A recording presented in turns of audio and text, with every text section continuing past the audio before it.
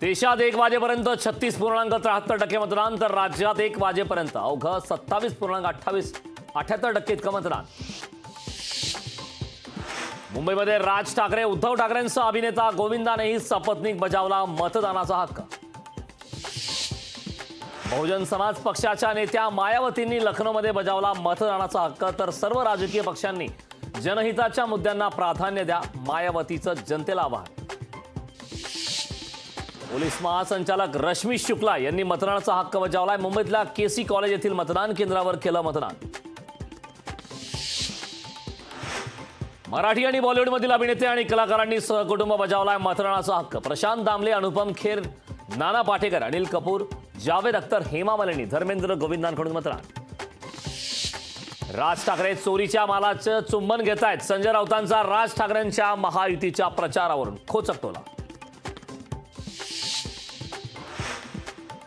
वसईतील एका गर्भवती महिलेनं प्रसूतीसाठी रुग्णालयात दाखल होण्यापूर्वी मतदानाचा बजावला हक्क.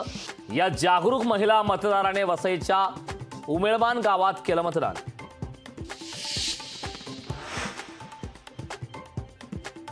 उद्या 12वीचा निकाल जाहीर होणार. दुपारी 1 वाजता विद्यार्थ्यांना ऑनलाईन निकाल पाहता येणार.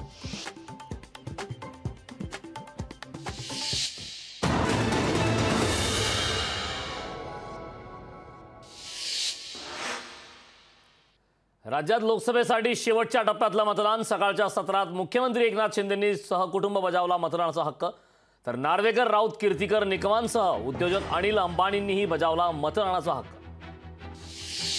अभिनेता अक्षय कुमारनेही मुंबईच्या जुहू येथील मतदान केंद्रावर बजावला मतदानाचा हक्क.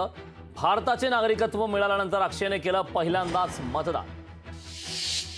राज्याचे मुख्य सचिव नितीन करीर यांनी बजावला मतदानाचा हक्क. मुंबईच्या मलबार हिलमधील मतदान केंद्रावर केलं मतदान. मास्टर ब्लास्टर सचिन तेंडुलकरनेही सहकुटुंब बजावला मतदानाचा हक्क.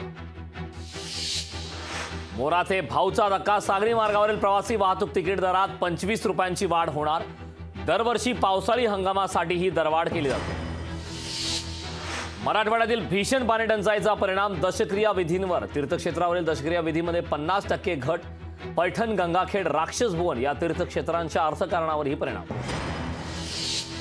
सलग सुट्ट्यांमुळे लोणावळा, कोकण किनारपट्ट्यांसह पर्यटन स्थळे गजबजली. उष्णतेच्या लाटांमधून सुटका करून घेण्यासाठी अनेकांची पावले पर्यटन स्थळाकडे. माथेरान ट्रेनच्या इंजिनला आता वाफेवर चालणाऱ्या इंजिनासारखे रूप देण्यात आलं. पर्यटकांसाठी पर्वतीय क्षेत्रात धावणाऱ्या रेल्वे प्रवासाचा अनुभव पुन्हा जिवंत होणार. संसदेची सुरक्षा आजपासून सीआयएसएफकडे. सीआयएसएफच्या 3317 जणांची तुकडी आजपासून संसदेच्या प्रांगणात तैनात असणार.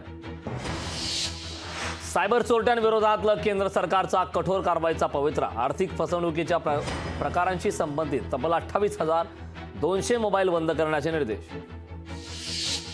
इराणच्या अध्यक्षांचा हेलिकॉप्टर दुर्घटनेत मृत्यू. इब्राहिम रईस यांना घेऊन जाणाऱ्या हेलिकॉप्टरचा झाला होता अपघात.